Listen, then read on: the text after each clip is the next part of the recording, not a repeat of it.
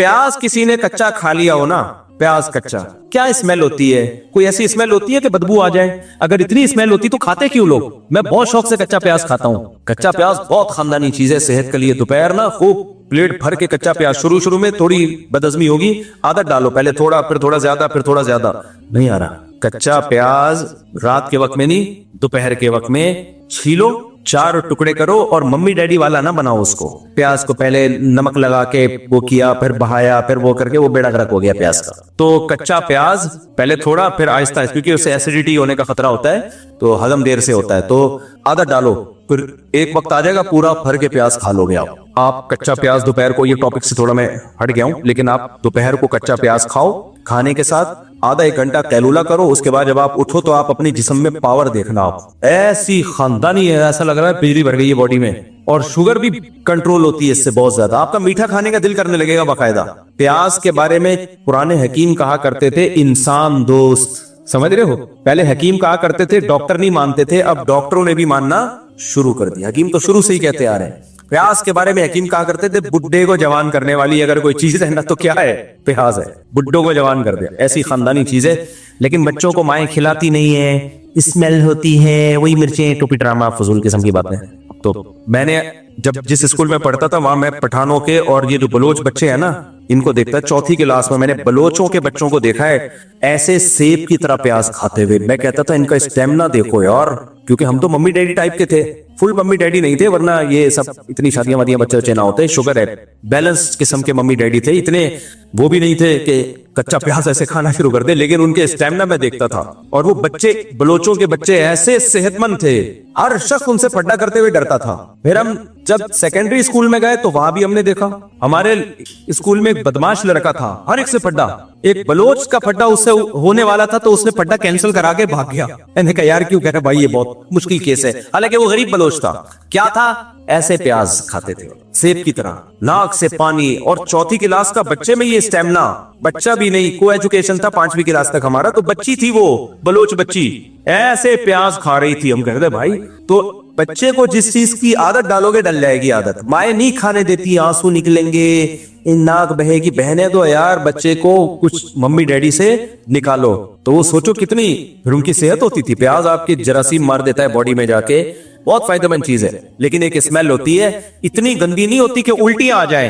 तो नबी ने प्याज खाने से मना नहीं किया, हलाल चीज है भाई, खाओ। लेकिन जब इज्तिमाई मामला होगा तो मस्जिद में आने से पहले अगर किसी ने खा लिया तो आपने फरमाया ला यक़रबन्ना मुसल्लाना, हमारी नमाज मस्जिद के करीब भी ना फटके, वो अंदर घुसना तो दूर की बात है। अब आपने कच्चा प्याज खा के आप आ गए मस्जिद में, आपको डकार आई, सबको तकलीफ नहीं होती, जो खुद खा के आया होगा उसको कहां तकलीफ होगी, वो उससे बड़ी डकार आपके मुंह पे ले लेगा, डकार डकार के मुकाबले शुरू हो जाएंगे। लेकिन किसी को तो तकलीफ हो सकती है ना, एक आदमी को तकलीफ हो गई, वो आया यार तुमने प्याज खाई है। और तो देखो अब कोई प्याज खा के मस्जिद में आ गया, हमारा बयान सुना, इतने फजाइल प्याज के, कच्चा प्याज खाया, मस्जिद में आया, हल्की सी डकार आई, तीसरे आदमी को तकलीफ हुई, उसने आके कहा यार, हालांकि कोई ऐसा नहीं तकलीफ होगी कि कलाबाजियां खा के गिर जाएगा, उल्टियां, कुछ भी नहीं होगा, लोग पता नहीं क्या क्या बदबुएं लेके आ रहे होते हैं मस्जिद में। लेकिन वो आके आपसे कहेगा कि यार ये तकलीफ मुझे हुई है।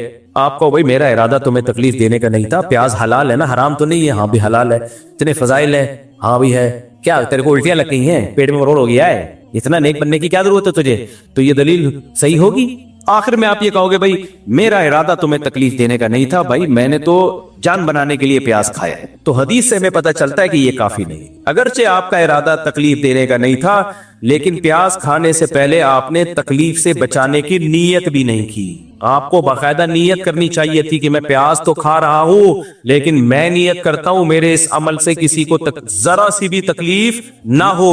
तो अगर नमाज का टाइम होगा तो आप कहोगे तकलीफ तो हो सकती है, भाई होना जरूरी नहीं है, तकलीफ का इम्कान काफी है, खूब समझ लो। आप कच्चा प्याज खा के आए, जरूरी नहीं है कि लोगों को तकलीफ हो, लेकिन इम्कान है कि मे भी हो सकता है तकलीफ हो। इस हो सकते से बचाने के लिए क्या हुक्म दिया जा रहा है? खा के मस्जिद में मत आओ। इसलिए नमाज के बाद लंच रखे अपना, और नमाज से पहले रखा है तो फिर प्याज नहीं खाएं आप उसमें, या इतनी हल्की क्वांटिटी में खाएं कि उसके बाद खाना खा के उसकी स्मेल आए नहीं। बाज़ वक्त रिटेल क्वांटिटी में खाया जाता तो नहीं पता चलता, या उसको पका के खा लें, लेकिन पका के वो फायदे नहीं होते।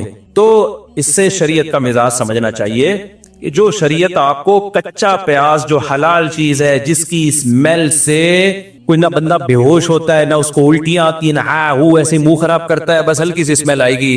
جب جو شریعت یہ اسمیل برداشت نہیں کر رہی ہے وہ واش روم میں پانی بہائے بغیر آپ کو باہر نکلنے دے گی؟ وہ اپنی پروڈکٹ آپ کو نمائش کے طور پہ دوسروں کو دکھانے کا موقع دے گی؟ وہ اپنی پخانے کی گندی بدبو ایگزاسٹ چلائے بغیر آپ پبلک کو سنا رہے ہو اس کی پرمیشن دے گی آپ کو؟ نہیں آئی میرا خیال ہے بات. تو یہ کہاں ہو سکتا ہے بھائی؟ لیکن آپ دیکھ لو یہ ساری چیزیں ہماری سوسائٹی میں چل رہی ہیں.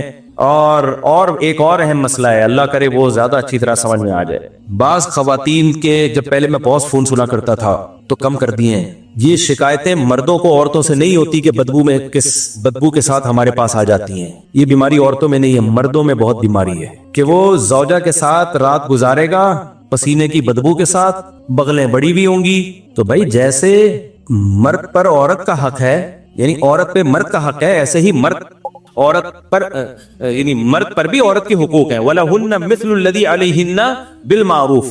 آپ کیوں اپنی بدبو اپنی بیوی کو سنگھا رہے ہو یار؟ اب عورتیں اس میں صبر کرتی ہیں, نہیں آئے ناک پہ مکھی بٹھا لے گا اگر اس کو بول دیا تو یہ بھی غلط ہے, ناجائز ہے. یہ اللہ نے بیوی کے بارے میں کیا کہا؟ وَصَاحِبَتِهِ, تمہارے ساتھ رہنے والی.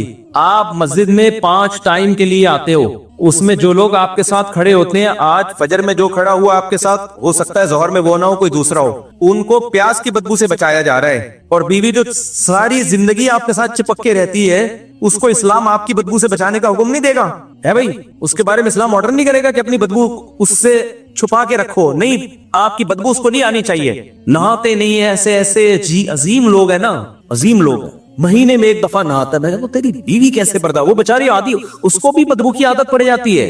ایک عورت کی شادی ہوئی بھنگیوں میں, اب اس کو بڑی اسمیل آتی تھی تو 1-1.5 ہفتہ گزرا, 2 ہفتے گزرے تو وہ اپنی ساس سے کہنے لگی دیکھ جب میں تیرے گھر رخصت ہو کے آئی تھی کتنی بدبو تھی, 1 مہینے میں میرے آنے کی برکت سے وہ بدبو ختم ہو گئی. اس ساس نے بولا میں بھی جب اس خاندان میں آئی تھی نا تو میں بھی اس خوش فہمی میں تھی کہ 1 مہینے کے بعد بدبو ختم. تو اصل بات یہ ہے کہ بدبو ویسے ہی ہے بلکہ پہلے سے بھی زیادہ بڑھ گئی ہے, تجھے بدبو کی عادت پڑ گئی ہے. تو جو بھی ہمارے خاندان میں باہر سے کوئی خاتون آتی ہے 1 مہینہ ہے اس کے صبر کا امتحان, اس کے بعد اس کو بدبو آنا ختم. تو بعض آدمیوں کو بالکل ہوش نہیں ہوتا, بدبو سنگھا رہے ہو یار تم, اپنی پسینے کی بدبو, اپنی بغلیں صاف نہیں کر رہے. بعض مذہبوں میں ایسا ہوتا ہے کہ وہ نہ بغل کے بال صاف کرتے ہیں نہ زیر ناف بال صاف کرتے ہیں, وہ ان کا کلچر ہے. کسی کے کلچر کو ہم کیا کہیں بھائی, کم از کم اتنا تو ہونا کہ آپ اپنی گھر والی کا ہی خیال کر لو, اس کو کتنی اسمیل آئے گی اس سے, کتنی بدبو آئے گی اس سے. تو بدبویں باقاعدہ شیئرنگ پہ چل رہی ہوتی, غلط ہے.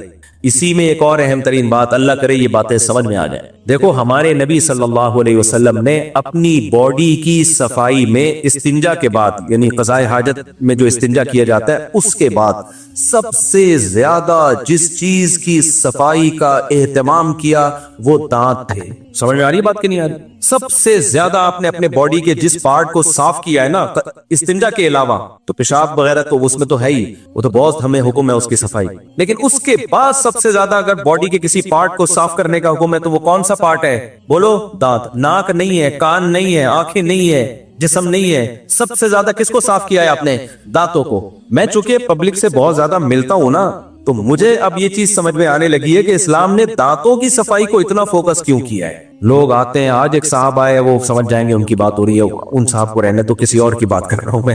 دانت سے انسان کی پرسنالٹی کا دانتوں سے بہت گہرا تعلق.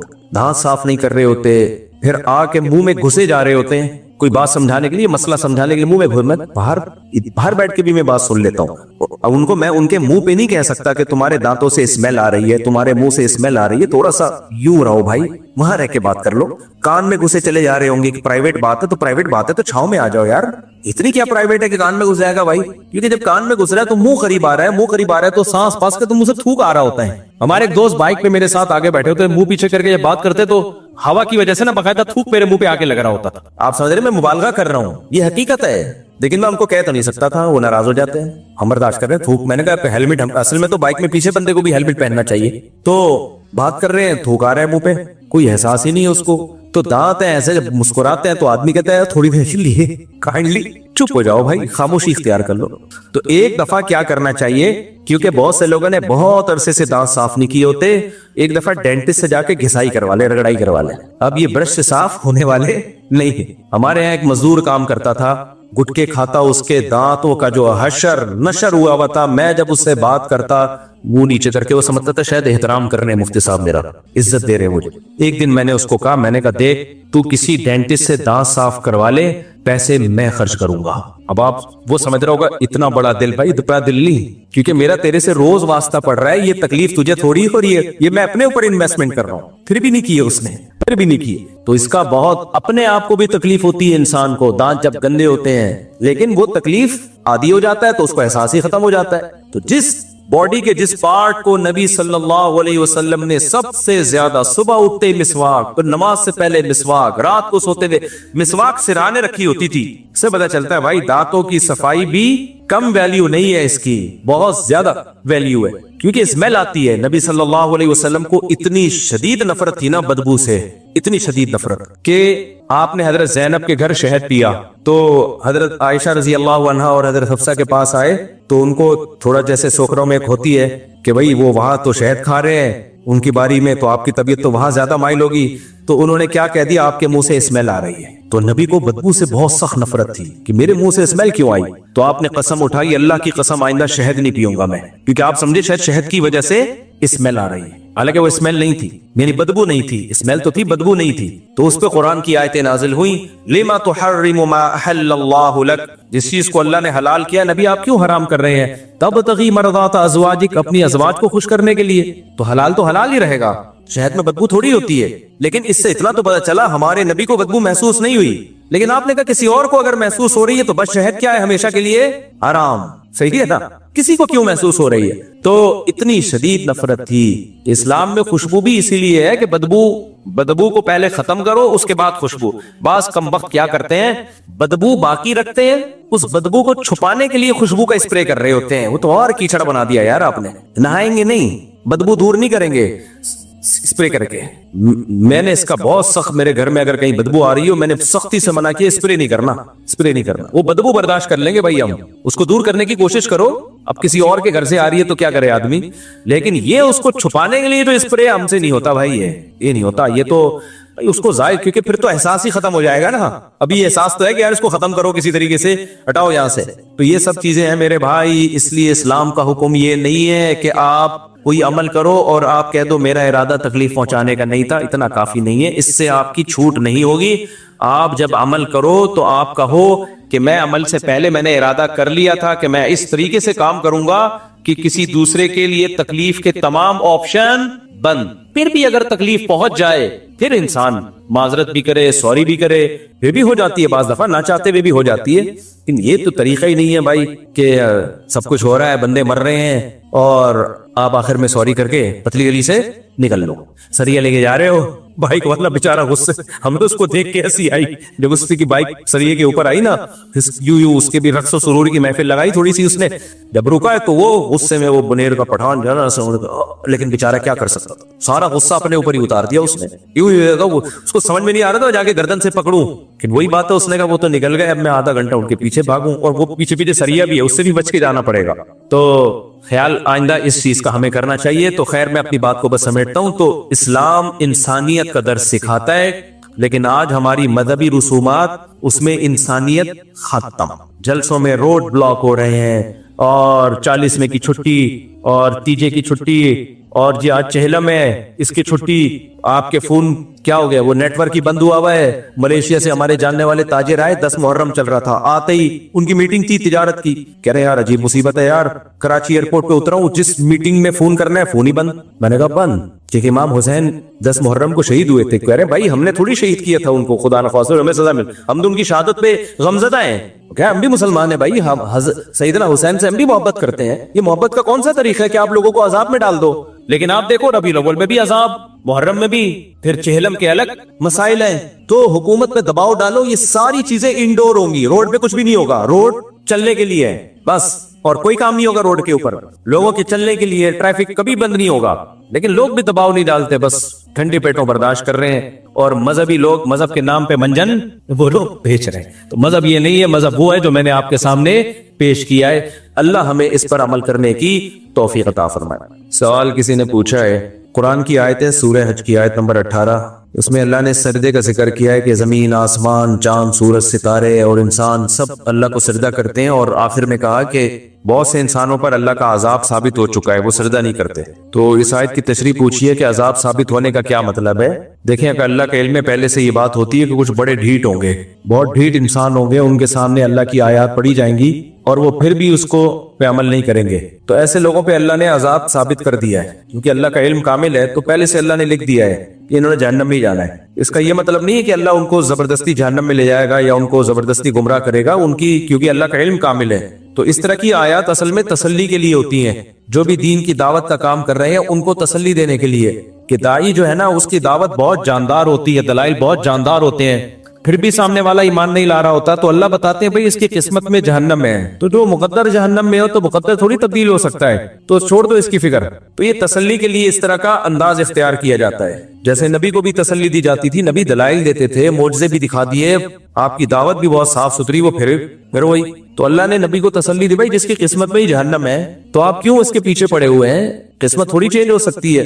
इसी तरह कुरान में आता है, हमने तो तकदीर में लिख दिया है कि लअमलअन्न जहन्नम मिनल जिन्नति वन्नासी अजमईन, कि मैं जहन्नम को जिन्नात इंसानों से भरूंगा। तो अल्लाह कहते हैं तो मैंने लिख चुका हूं पहले, तकदीर थोड़ी टलेगी। इसका मतलब ये नहीं कि अल्लाह जबरदस्ती लोगों को पढ़ पढ़ के जहन्नम में फेंकेगा। अल्लाह के इल्म में ये बात है कि बहुत से लोग ढीठ हैं, वो नहीं ईमान लाएंगे, वो शैतान के बहकावे में आएंगे। तो अब ये चीज हकीकत है, तो अब दावत को, मुबल्लिगीन को तसल्ली दी जा रही है कि भाई लोगों की अक्सरियत देख के सीधा रास्ता मत छोड़ना। ये तो पहले से तयशुदा है कि बहुत सारे लोग जहन्नम में जाएंगे, जहन्नम भरेगी इंसानों से, तो इसलिए तुम सीधे रास्ते पे चलो और दावत के काम में लगे रहो अल्लाह का हुक्म समझ के, और लोगों की अक्सरियत को गुमराह देख के मायूस मत हो।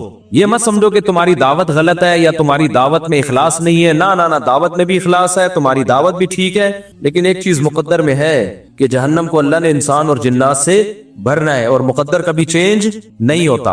तो ये अंदाज इख्तियार किया गया तसल्ली के लिए। तो इसका ये मतलब नहीं है कि अल्लाह लाजमी जो हिदायत चाहेगा फिर भी अल्लाह उसको जबरदस्ती गुमराह करेगा। इसकी मिसाल ऐसे है, सुबह शाम हम ये देख रहे होते हैं कि बाप अपने बेटे को समझा रहा है, वो नहीं समझ रहा, तो फिर माँ कहती है भाई इसको समझाओ, आप बोले भाई इसमें समझने की सलाहियत ही नहीं है, तो मैं क्या समझाऊं इसको। हालांकि सलाहियत होती है, तभी तो आपको गुस्सा आ रहा होता है।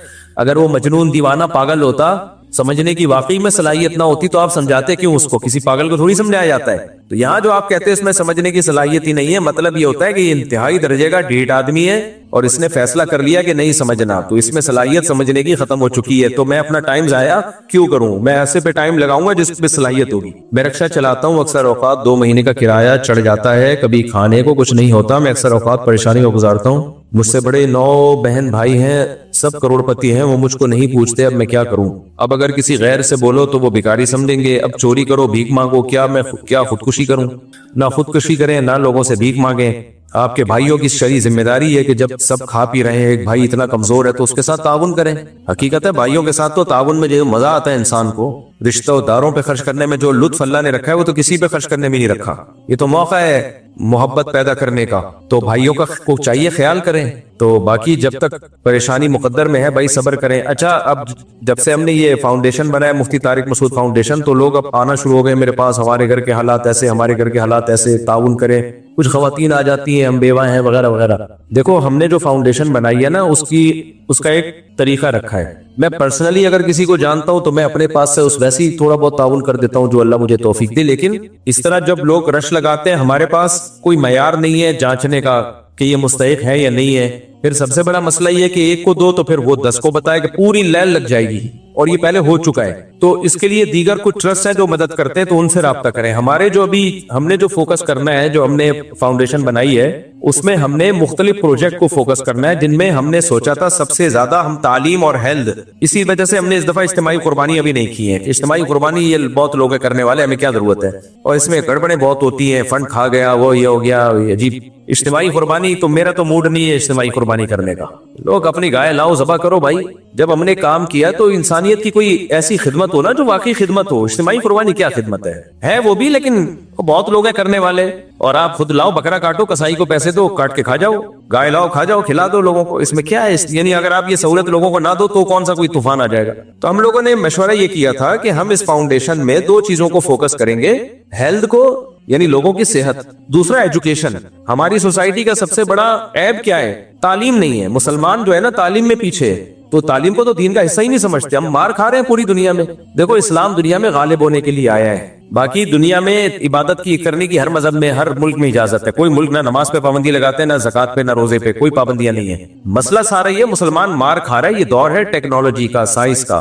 तो अगर इसमें आप पीछे रह गए तो किसी काम के नहीं हो। मुझे बताओ पाकिस्तान की आर्मी का जब झगड़ा हुआ इंडिया से, तो ये जंग जो लड़ी है तो ये टेक्नोलॉजी के बेस पे लड़ी है ना, या डंडे उठा के चले गए थे ये लोग? डॉक्टर अब्दुल कदीर खान ने पाकिस्तान को एटमी ताकत बनाया तो पढ़े लिखे आदमी थे ना, क्या ख्याल है? अगर वो पढ़े लिखे ना होते, पाकिस्तान एटमी ताकत नहीं बनता, एटमी ताकत नहीं बनता ना, तो मैं यहाँ बैठा हुआ बयान नहीं कर रहा होता, अभी मैं भी कहीं रेडी लगा रहा होता टमाटर की। सब हाल खराब हो चुका होता, गजा से ज्यादा बुरा हाल हो चुका होता हमारा। ये ज़हन में रखो, इंडिया ने ऐसी वाट लगानी थी ना, काट काट के गाजर मूली की तरह खाते हमें, क्योंकि इराक, लीबिया, शाम सबको खड्डे लैन लगा दिया उन्होंने। उनका अगला हदफ क्या था? बोलो। पाकिस्तान। यहाँ हाथ डालते हुए 100 दफा सोचते हैं कि एटमी पावर है, एटमी ताकत है। अभी जनरल आसिम मुनीर धमकी भी लगा के आ गए ना, फुल तड़ी लगा के आ गए।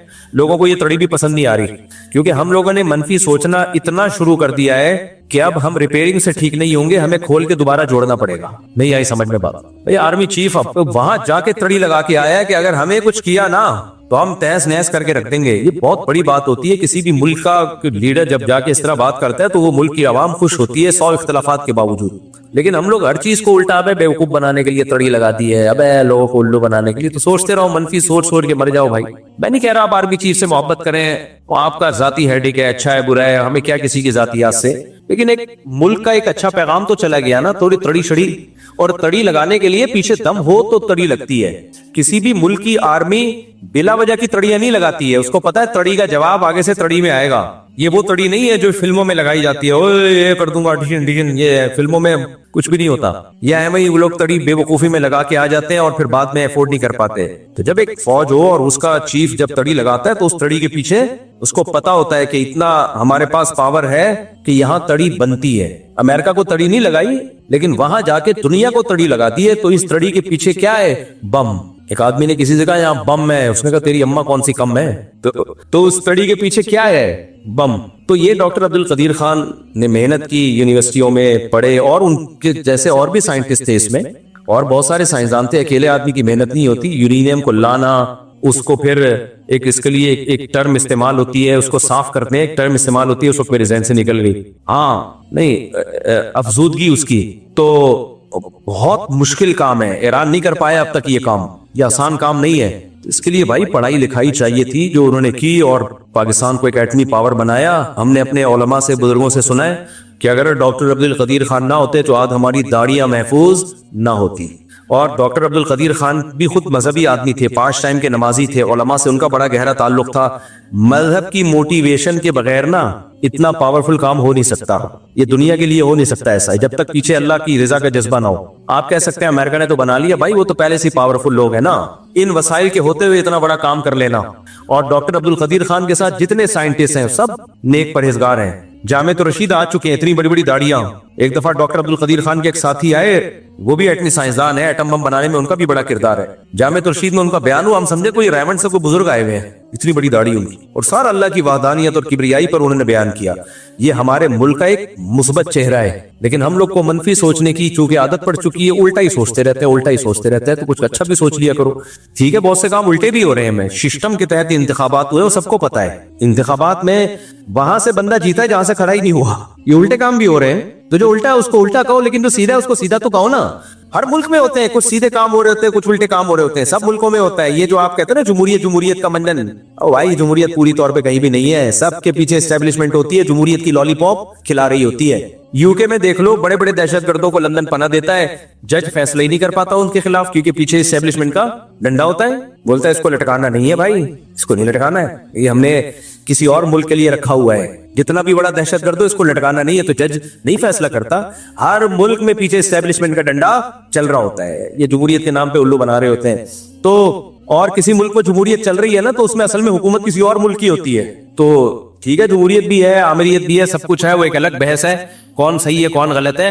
लेकिन अपने मुल्क में कुछ मुस्बत चीजें हैं, उनको सोच के खुश होने पर गवर्नमेंट ने कोई पाबंदी नहीं लगाई है, खुश हो जाना चाहिए। तो मैं बात क्या कर रहा था, तालीम की, एजुकेशन की। तो इसलिए मुसलमानों को तालीम में आगे बढ़ना इंतहाई ज्यादा जरूरी है। आप एजुकेशन में पीछे रह गए, इज्जत से जीने का ख्याल छोड़ दो, फिर नमाज रोजा मिल जाएगा, इज्जत नहीं मिलेगी, ये जहन में रखना। इज्जत मिल जाए, और वो नमाज रोजा भी फिर जाएगा।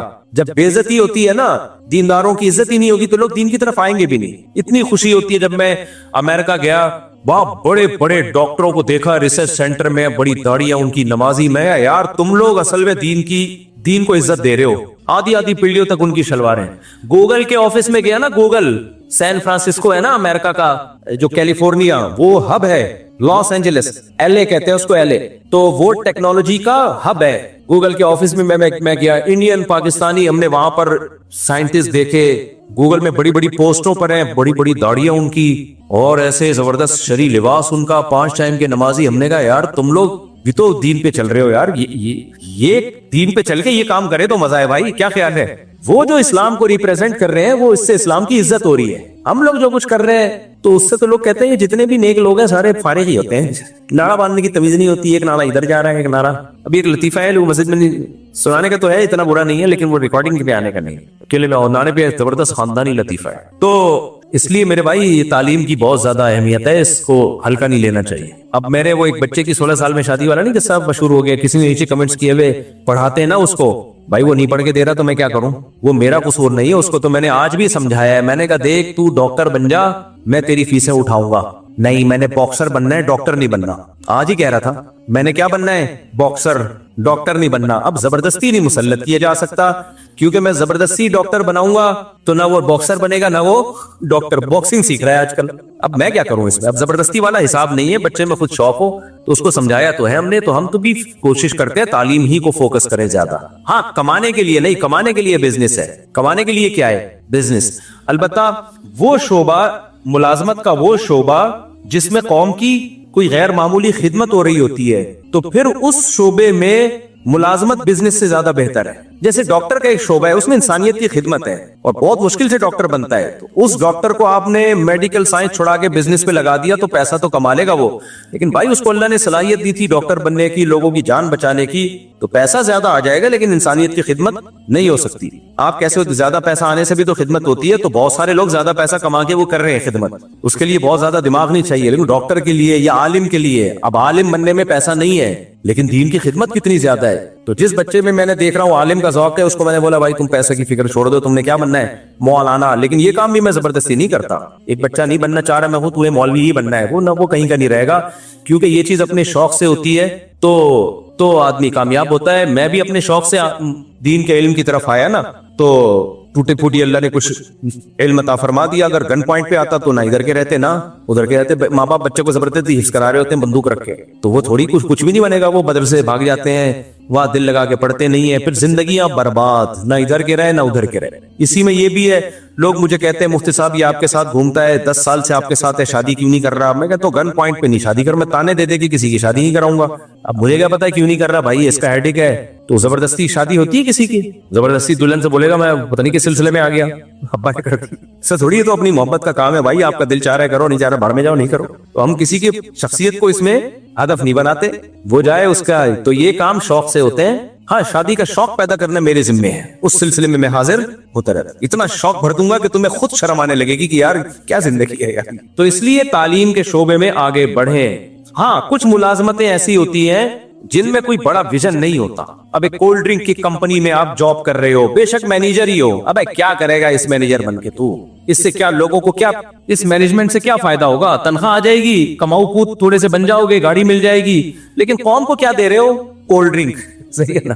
डॉक्टर तो इलाज दे रहा है ना लोगों को, एक सिविल इंजीनियर लोगों को तामीर करके दे रहा है, कंस्ट्रक्शन लोगों की बुनियादी जरूरतें, सड़कें बना रहा है, मैप बना रहा है, ये तो बुनियादी बेसिक जरूरतें हैं। लेकिन एक जो है कोल्ड ड्रिंक कंपनी में जॉब करने वाला, क्या पिज्जा कंपनी में जॉब कर रहा है, मैनेजर बना हुआ है, क्या कर रहा है? लोगों को पिज्जे खिला खिला के और गोल बना रहा है तू। तो पैसा तो मिल जाएगा, ठीक है, हलाल है, हराम नहीं है, लेकिन इससे फिर अपना बिजनेस बेहतर है। ऐसे लोगों को मैं कहता हूँ टमाटर की रेडी लगा ले, टमाटर की रेडी लगा ले, वो ज्यादा बेहतर है, उसमें एक दिन तरक्की होके तेरा अपना टमाटर का बिजनेस होगा। तो ऐसे में दूसरे के बिजनेस को प्रमोट करना मजबूरी में तो ठीक है, लेकिन इसको हदफ नहीं बनाना चाहिए। इससे वो गरीब अच्छा है जो विजनरी है, जो लोगों को कोई, जैसे उलमा हमने देखे हैं बहुत गरीब होते हैं लेकिन इल्म है, उनका मसाइल बता रहे हैं, तहकीकी काम है, उससे कौम को फायदा बहुत हो रहा है। इमाम शाफी का तो कौल है, दो ही इल्म को मैं इल्म मानता हूँ, एक मेडिकल साइंस का इल्म और एक दीन का इल्म। वो तो किसी तीसरे इल्म को इल्म ही नहीं मानते, लेकिन उस जमाने में नहीं था, अब जमाने में और भी बहुत सारे उलूम हैं जिनमें महारत की जरूरत है। तो इसलिए तालीम जो है ना, ये हल्की चीज नहीं है। बाज लोगों ने यूट्यूब पे बिजनेस बिजनेस बिजनेस कर करके ना तालीम की वैल्यू खत्म कर दी है। सारे कारोबारी बन गए, दौलत तो आ जाएगी, एजुकेशन खत्म। फिर कोई तहजीब, एजुकेशन इंसान को मुहज्जब करती है, उसमें मैच्योरिटी लेकर आती है, उसके दिमाग को निखारती है। तो इसलिए तालीम को फोकस करो। ये मैंने किस पे जवाब दिया है? सवाल क्या था? पीछे हो रहे। हाँ भाई, मालदार है, रक्षा गरीब। तो भाई तुम, हाँ मैं ये कह रहा था कि हमने जो फाउंडेशन बनाई है तो हमारा इरादा ये था, दो चीजों को हम फोकस करेंगे, एक एजुकेशन और एक हेल्थ। अलबत्ता ये जो बड़े बड़े डिजास्टर आ जाते हैं तो एकदम फिर बहुत बड़ी तबाही है ना, तो इसमें तो फिर तो ये दो तीन काम है हमारे। बाकी जो आम गरीब मसाकीन है, हमारी दुआएं हैं कि अल्लाह उनकी गुर्बत को दूर करे, लेकिन फिलहाल हमारा कोई ऐसा प्रोजेक्ट है नहीं क्योंकि इसको संभालना हमारे बस में नहीं है। फिर इसमें तहकीक करना कौन मुस्तहिक है, बाज़ दफा कोई मुस्तहिक होता है, उसको देना शुरू करो, उसके बाद पैसा आ जाता है, वो फिर भी गुन्ना बनावा ले रहा होता है। तो वो ऐसे गुन्ने बनते हैं, जब भी आएंगे मुंह ऐसा लग रहा होता है, आदमी कहता है इसको दे दे यार, ज़कात दे दे हम। तो इसलिए हमारा ये नहीं कि ये काम नहीं करना चाहिए, करना चाहिए, लेकिन इसके लिए और बहुत सारे ट्रस्ट है, वो ऑलरेडी कर रहे हैं, तो उनसे राब्ता करें। हमारे अभी दायरा कार में ये है नहीं, तो इस सिलसिले में तशरीफ ना लाएं, ये कहना मकसद। मैं दुआएं देके भेज देता हूँ, उनको गुस्सा आ रहा होता है, हम पैसे मांग रहे हैं, दुआ दे रहे हैं। एक औरत थी ना, गाड़ी चला रही थी, तो एक सिग्नल पे रुकी, एक फकीर आया, बहन अल्लाह के नाम पे कुछ दे दो। उसने कहा इतने हट्टे कट्टे होके मांगते हुए शर्म नहीं आती? कहते मैंने पैसे मांगे, मशवरा नहीं मांगा आपसे। मुफ्ती साहब आपकी एक वीडियो देखी थी, मैंने अपने इलाके के मसाइल पे गुफ्तगू कर रहे थे, सवाल मेरा है कि हम वक्फ के निजाम को क्यों नहीं अपनाते? ये नहरें सत्ते जारिया हैं, आपका पैसा आपकी आंखों के सामने सही जगह खर्च होगा। मिसाल के तौर पर कहीं ऊंची पानी की टंकी है, छोटा सा बागीचा इलाके के लोगों के लिए पार्किंग की जगह, हजरत उस्मान का बकवास थे। बिल्कुल सही बात की आपने, इंडाउमेंट वक्फ ये तरीका होना चाहिए। मुसलमान सोसाइटियां मदारिस भी इसी पे चलाती थी और डेवलपमेंट के काम भी इसी पे, तो यही होना चाहिए। लेकिन कुछ काम ऐसे जो वक्फ पे हो नहीं सकते, मिसाल के इलाके की सफाई करवानी है, तो अब इलाके की सफाई क्या टैंकी बना दे, क्या करें? वो तो डेली बेसिस पे कोई जमादार आएगा, साफ करेगा, लोगों में अवेयरनेस होगी, या इसके लिए हम कोई फंड बना दे जी सफाई का, तो फंड में पैसे नहीं देते लोग। दूसरी बात ये कि अभी हमने दरख्त लगाने थे, मैंने अपने इलाके में नहीं लगाए, तो मैंने कहा भाई हम अगर MTM फाउंडेशन से अपने इलाके में दरख्त लगाएं तो एक सवालिया निशान होगा, लो भाई दुनिया भर से चंदा आ रहा है और अपने इलाके को चमकाना शुरू कर दिया। तो मैंने दरख्त लगाए 4 के चुरंगी पे जाके, सही है ना, जो हमारे इलाके से बहुत दूर। मुफ्ती साहब अभी एक वीडियो नजर से गुजरी जिसमें कुछ लोग जमीन खोद रहे हैं और सोना निकल रहा है। वीडियो कंप्यूटर से बनाई गई थी, लेकिन दावा किया जा रहा है कि दरिया फुरात से सोना निकल आया। अबे भाई ये AI ने बड़े मसाइल खड़े कर दिए हैं। इंटरनेट से, यूट्यूब से एतमाद ही खत्म हो जाएगा लोगों को। इस पे कोई कानून साजी होनी चाहिए, एतमाद ही खत्म हो जाएगा, लोग को पता ही नहीं चलेगा ये फेक है या ओरिजिनल है। तो इतना ज्यादा हो रहा है। अब ये तो मेरा हेडेक नहीं है, तो गवर्नमेंट का काम है। मैं इंटरनेट से कल को अगर कोई वीडियो बना दे कि इमाम मेहदी आ गए और ये देखें अफवाज जमीन में धंस गई, तो हर मुसलमान के लिए लाजिम होगा कि इनकी मदद करे। नहीं भाई, कोई लाजिम नहीं होगा, पहले तहकीक करेगा कि आए हैं कि नहीं आए हैं। AI से जाली वीडियोस बनती है, लेकिन आप तहकीक भी तो कर सकते हो ना, ऐसा थोड़ी होता है कि तहकीक ना कर सको। अब मेरी किसी लड़की के साथ तस्वीरें आ रही हैं, आप हमसे पूछ लो, हम बता देंगे, बयान दे देंगे, भाई नहीं हमारा कोई इससे ताल्लुक नहीं है, तो तहकीक करनी पड़ेगी आपको। मैं शरी पर्दा करती हूँ, जहाँ मंगनी हुई वो मेरे मना करने के बावजूद मेरी तस्वीर और वीडियो बनवाते हैं, क्या मुझे इस रिश्ते को बरकरार रखना चाहिए? उनको मना करें, तस्वीर मत बनाएं, लेकिन अगर रिश्ता अच्छा है ना तो इस बेस पे रिश्ते का इनकार न करें, क्योंकि रिश्ते मार्केट से शॉर्ट हैं। गलत है पर्देदार लड़की की तस्वीरें बनाना, लेकिन लड़कियों के मसाइल इतने हैं कि आपने इनकार कर दिया तो अगला ऐसा आएगा जो आपको पर्दा ही नहीं करने देगा। तो इसलिए इस्लाम का भी उसूल है और अकल भी ये कहती है कि बड़ी मुसीबत से बचने के लिए छोटी मुसीबत को बर्दाश्त किया जाए। जैसे बारात का इस्लाम में तस्वुर नहीं है, अब लड़की वाले बाज दफा पख लगा देते हैं, बारात नहीं करेंगे, उस पर लड़का वाले इनकार कर देते हैं। तो मैं कहता हूँ यार इतनी नौबत पहुंच रही है तो कर लो बारात, कोई हराम थोड़ी है। तो इसलिए अगर वो लड़का अच्छा है उसको मना करे, तस्वीरें ना बनाए, لیکن بنا رہا ہے ڈیجیٹل تصویریں اپنے پاس ہی رکھ رہا ہے نا, دوستوں میں شیئر تھوڑی کر رہا ہے وہ. تو چلاؤ پھر, اتنا زیادہ نیک بننے کی, نیک تو جتنا زیادہ بنو اچھا ہے, میری ہر بات کو نا لوگ پکڑ لیتے ہیں.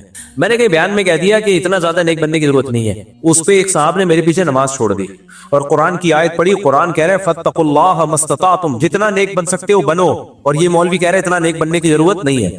بھائی کسی کے کلام کا مطلب ہوتا ہے, مطلب یہ ہوتا ہے اتنا نیک بننا کہ افورڈ ہی نہ کر سکو اور برداشت سے باہر ہو جائے اور پھر اس سے بڑی برائی میں مبتلا ہو جاؤ. یہ مطلب ہے میرے کلام کا. اتنا زیادہ نیک بننے لگے کہ وہ برداشت نہیں ہوا تو پھر یو ٹرن لیا تو بالکل ہی مارکیٹ سے.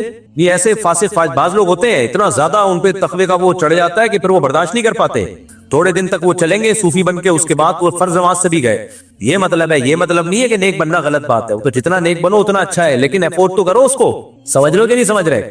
تو جن صاحب نے میرے پیچھے نماز چھوڑ دی ان کو خدا کا خوف کرنا چاہیے. آپ نہ پڑھے ہمارے پیچھے نماز, ہماری صحت پہ کوئی فرق نہیں پڑتا, لیکن اگلے کی بات کو جب دو مطلب نکلتے ہیں, صحیح بھی اور غلط بھی, تو غلط مطلب کیوں لے رہے ہو بھائی؟ کوئی مولوی ممبر پہ بیٹھ کے لوگوں کو نیک بننے سے روکے گا؟ اب جیسے میں اس خاتون کو کہہ رہا ہوں کہ رشتہ نہ توڑو بھائی. اب ایک لڑکی تھی فل باپردہ ڈاکٹر بن رہی تھی, وہ میڈیکل کالج میں فل باپردہ ہو کے جاتی تھی, ہاتھوں میں گلوز پہنتی تھی, فل برقع. میں جانتا تھا اس کو پرسنلی, بہت نیک ہے, ہماری اسی گلی میں رہتی تھی, میرے گھر والے جانتے تھے اس کو. وہ میڈیکل کالج میں 2 سال ہو گئے اس کو. ابھی کسی مولوی صاحب سے اس نے پوچھا, مولوی صاحب نے کہا کہ چھوڑ دو میڈیکل کالج میں کیونکہ ماحول بہت خراب ہوتا ہے. اور پھر واقعات سنائے, وہ فلاں کی لڑکی وہ بوائے فرینڈ کے ساتھ بھاگ گئی اور ہاؤس جاب میں وغیرہ وغیرہ, اتنے واقعات سنائے. وہ لڑکی نے چھوڑ دی جاب, سوری جاب کہہ رہا ہوں, تعلیم چھوڑ دی. 2 سال ہو چکے تھے. اب بعض لوگ ایسی بات کرتے ہیں, تمہارا باپ پیسے دے گا تو 2 سال کی جو فیسیں بھری ہیں اس نے, اس کے باپ نے ہے بھائی. اس کے ابا میرے پاس آئے, میں نے کہا آپ اپنی بچی سے میری بات کراؤ. میں نے کہا آپ کو 2 سال میں کوئی مسئلہ ہوا آپ کے ساتھ؟ کہتی میں گلوز پہنتی ہوں ہاتھوں میں. اتنی نیک. میں نے کہا آپ جیسیوں کو تو جانا چاہیے تاکہ دوسروں کو بھی شوق پیدا ہو. آپ جیسی اگر کوئی اتنی مضبوط دیندار ہے جو 2 سال میں بھی اس ماحول سے متاثر نہیں ہوئی ہے اور ہاتھوں میں گلوز پہن کے جا رہی ہے اور اتنی اچھی ڈاکٹر بنی, وہ بعد میں جب میں نے اس کو بولا نا کہ آپ پڑھو, بہت زیادہ اچھے نمبر آئے اس کے. اور تو میں نے اس کے ابا کو کہا, میں نے کہا, وہ کہہ رہی نہیں, علماء نے فتویٰ دیا ہے, وہ عین بڑا اچھا نکلتا ہے نا, جب انسان میں تقویٰ زیادہ ہوتا ہے تو ہا اور عین حلق سے نکالتا ہے وہ. میں نے کہا بھائی میں بھی مولانا ہوں, میں فتویٰ دے رہا ہوں, آپ پڑھ لو. آپ جیسے لوگوں کے جانے سے ماحول اچھا ہوگا, کیونکہ بگڑنا ہوتا 2 سال بہت ہوتے ہیں بگڑنے کے لیے. اور آپ کے باپ کا 2 سال جو خرچہ ہوا ہے وہ تمہارا باپ دے گا؟ اس طرح میں نے بات نہیں کی, تو میں آپ لوگ سے بات کر رہا ہوں, وہاں تو بڑی تمیز سے بات کی میں نے. وہ بھی تو ہے نا, باپ کہہ رہا ہے تم نے فتویٰ دے دیا, میرے 2 کرنا تھا تو 2 سال پہلے کر لیتے یہ کام. میری جو 2 سال کی کم تھوڑی ہوتی ہے میڈیکل سائنس کی فیس ہے. تو بعض لوگ ایسی بات کر دیتے ہیں سوسائٹی میں جو قابل عمل نہیں ہوتی, وہ اپنے آپ کو اس کی جگہ رکھ کے سوچیں. تو خیر میں نے اس کو بولا, میں نے کہا بھائی میں ذمہ داری لے رہا ہوں اور آپ دین پہ اور قائم رہو, بلکہ آپ جیسے لوگ جائیں گے تو ایک اچھا میسج جائے گا کہ پردے کے ساتھ بھی ڈاکٹر بنا جا سکتا ہے. اور میں نے کہا آپ زیادہ اچھا ڈاکٹر, الحمدللہ بن گئی, اس کی شادی بھی ہو گئی, میرا خیال ہے بچے بھی ہو گئے ہوں گے اس کے. اور اچھی اس کے بارے میں اطلاع ملی تھی کہ یعنی ایک اچھی ڈاکٹر ہے, اور شادی بھی میرا خیال ہے اس کی ڈاکٹر سے ہی ہوئی, تو بلکہ ڈاکٹر سے ہی ہوئی شادی, خیال نہیں ہے مجھے بھی یاد آیا کہ پرانا واقعہ, ڈاکٹر ہی سے شادی ہوئی اس کی. تو کیا بات سے چل رہی تھی, پھر ہم دائیں میں نکل جاتے ہیں. ہاں تو میرا مقصد تھا, اب میں اس کو یہی کہوں گا نا, اتنا نیک بننے کی ضرورت نہیں ہے کہ یونیورسٹی چھوڑ دو. میں یہی کہوں گا نا, آپ کوئی کہہ لو بھائی ایک مفتی کہہ رہا ہے, دوسرا مفتی وہ کہہ رہا ہے فل نیک بنو, اتنا نیک بنو کہ یونیورسٹی چھوڑ دو, اور یہ کہہ رہے اتنا نیک بننے کی ضرورت نہیں ہے. تو اس کا مطلب ہے, اتنا نیک بننے کا مطلب بہت نیک بنو, کہ نیکی کا یہ کانسیپٹ کہ ابا کے 2 سال کے پیسے برباد کر دو, یہ غلط ہو جائے گا. اور ایسے میں ہوتا کیا ہے, اتنا زیادہ شدت والی راہ جب اختیار کی جاتی ہے تو رزلٹ کیا نکلتا ہے؟ سب سے پہلے باپ بدل ہوتا ہے مولاناؤں سے, وہ باقی بچوں کو کہتا ہے کہ ان کو کسی مولوی کے بیان میں نہیں بٹھاؤ, پھر وہ کسی دن پیتے ہوئے پکڑے جاتے ہیں. صحیح ہے نا, کیونکہ بیٹھتے نہیں تھے کسی بزرگ کے بیان میں, کیونکہ بزرگ ان کو وہ والا تقویٰ سکھا رہے ہیں جو سوسائٹی میں رائج نہیں ہو سکتا. آگے پھر بچی کی جب شادی کا مسئلہ آئے گا تو بزرگ بھی شادی نہیں کر رہا ہوگا. آج کل بزرگ کو بھی ڈاکٹر چاہیے ہوتی ہے, ایجوکیٹڈ لڑکی چاہیے ہوتی ہے. گاؤں دیہات کا ہوگا, ریڑھی لگا رہا ہوگا, ٹماٹر بیچ رہا ہوگا, کہتا ہے لڑکی کم از کم مؤسس ہونی چاہیے. غلط ہے سوچ, یہ میں تو اس کا قائل نہیں ہوں, لیکن اس کا کھوپڑی تو آؤٹ ہے. پھر رشتوں میں پرابلم, بیسیوں قسم کے مسائل, پھر وہ لڑکی بھی ڈپریشن میں, بہت سارے مسائل ہیں. تو بھائی جو کچھ چیزیں بولنے کی حد تک ٹھیک ہوتی ہے, لیکن جب امپلیمنٹ ہوتا ہے اس کا تو وہ سوسائٹی میں چلتی نہیں ہے. اسلام کا اصل حکم تو یہی ہے کہ عورت گھر کی 4 دیواری, اور تعلیم اس کو وہ دلاؤ جو اس کے فائدے کی ہے, یہ جس کی پبلک کو ضرورت ہے. ہر چیز خواتین کو سکھائی جا رہی ہے, یہ تو غلط ہے نا یار. کل کسی نے مجھ سے پوچھا کہ فوج میں بچیوں کو بھیجنا کیسا ہے, میں نے کہا مرد ختم ہو گئے ہیں کیا؟ آدمی مر گئے ہیں دنیا میں, और जरूरत भी नहीं है ना इसकी। बॉर्डर पे लड़ने के लिए मर्द चाहिए, आदमी चाहिए, आंटियां नहीं चाहिए हमें। होती है कुछ खवातीन पायलट बन जाती है, मैं भी मिला हूं ऐसी पायलट खवातीन से, पाकिस्तानी पायलट खवातीन से, जिगरा है उनका, जहाज उड़ा लिया उन्होंने, लेकिन ये तो हजारों में आटे में नमक के बराबर होती है ऐसी खवातीन। नॉर्मल औरत नहीं, उसका ये काम नहीं है कि उसको पायलट बनाया जाए, उसको फौज में लड़ने के लिए भेजा जाए। तो क्यों सोसाइटी में ऐसी चीज को प्रमोट किया जा रहा है? ये कहा पैदा हो गई जो जहाज लेके कलाबाजियां होती है, तो ठीक है। साबियात में भी 2-4 खवातीन ऐसी थी जो घोड़े की पुश्त पे सवार होकर दुश्मन से लड़ी है। हजरत खौला जो थी जंगी टोपी पहन के बाकायदा लड़ी, लोग मर समझ रहे थे उनको। तो लेकिन ये इस्तिस्नाई सूरतें हैं। इसका ये मतलब नहीं है कि हम बच्चियों को तरगीब देना शुरू कर दें कि आप फौज आर्मी में जाएं, आप पायलट बने। नहीं भाई, सारा निजाम खराब हो जाएगा इससे। औरत घर के लिए तो मेडिकल साइंस तो जरूर, तो उसमें तो लेडी डॉक्टर का होना जरूरी है ना। हम भी अपने घर की मस्तूरात को कहीं इलाज के लिए लेके जाते हैं तो लेडी डॉक्टर ही तलाश कर रहे होते हैं। डेंटिस्ट बने हुए मेल डॉक्टर और लड़कियों के इलाज कर रहे हैं वो। डेंटिस्ट में फीमेल डॉक्टर का होना बहुत जरूरी है भाई फौरी तौर पर डेंटिस्ट लड़कियों का एक जमात होनी चाहिए, एक्सपर्ट डॉक्टर, ताकि लड़कियों का इलाज तो लड़कियां करें यार। अब इसमें क्या लड़कियां डेंटिस्ट भी ना बने, तो भाई ये तो एक बेहयाई को आप एक प्रमोट कर रहे हो।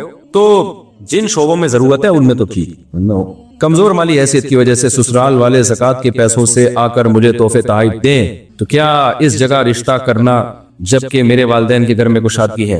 ससुराल वाले ज़कात के पैसे दे रहे हैं, उनको बता दो हम ज़कात के मुस्तहिक नहीं है, फिर भी दे रहे हैं तो खा जाओ, आपकी जिम्मेदारी पूरी हो गई है। वो इतना अच्छा ससुराल मैंने देखे नहीं है, क्या किताब कर रहा है। ये आँख खुलेगी तो आपको पता चलेगा ये ख्वाब था। मुफ्ती साहब, बंदा कौन से फिरके को फॉलो करे, बरेलवी, अहले हदीस या देवबंदी?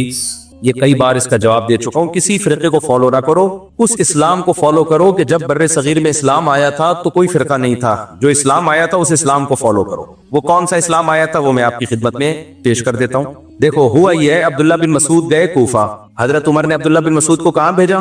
कूफा भेजा। और हजरत अली ने भी कूफा को इस्लाम का यानी दारुल खिलाफा बनाया। हजरत अली के साथ 1400 सहाबा भी चले गए जो इल्म में बहुत पाया दर्जे के थे। तो कूफा इस्लाम का मरकज बन गया, समझ रहे हो। लिहाजा हदीस सबसे ज्यादा कहां से फैली? कूफा से। बुखारी मुस्लिम के रावियों में कूफा के रावी सबसे ज्यादा। कुरान जिस किरात पे हम पढ़ते हैं वो भी कूफा की किरात। तो इसी तरह कुरान और हदीस से जो मसाइल निकाले गए जिसको फिका कहा जाता है वो भी कूफा का दुनिया में सबसे ज्यादा राइज हुआ है, क्योंकि हजरत अली और अब्दुल्ला बिन मसूद के शागिर्दों ने कूफा को मस्कन बनाया। इनका इल्म दीगर असहाब से ज्यादा था। तो फिर अब्दुल्ला बिन मसूद के जो फतावा थे, अल्लामा इब्न तैमिया ने लिखा है, जिस तरह अब्दुल्ला बिन मसूद और उनके शागिर्दों के फतवे यानी उनकी जो फिकी आरा है वो दुनिया में जितनी शोहरत उनको मिली है इतनी किसी को नहीं मिली। तो अब्दुल्ला बिन मसूद के शागिर्दों के बहुत सारे शागिर्दों में जो सबसे अहम तरीन शागिर्द थे वो हजरत अलकमा और असवद थे, समझ रहे, जो अब्दुल्ला बिन मसूद के नाइब थे। सारा इल्म वहां ट्रांसफर हुआ। फिर अलकमा और असवद के नाइब थे इब्राहिम नखई, तो सारा इल्म कहां ट्रांसफर हुआ? अभी तक ये मसाइल रिटर्न फॉर्म में नहीं थे। कुरान और हदीस से मसाइल निकले हुए थे, जबानी थे, रिटर्न फॉर्म में नहीं थे। जैसे हदीसें भी रिटर्न फॉर्म में बाद में मुरतब हुई है ना, पहले सिर्फ जबानी चलती थी।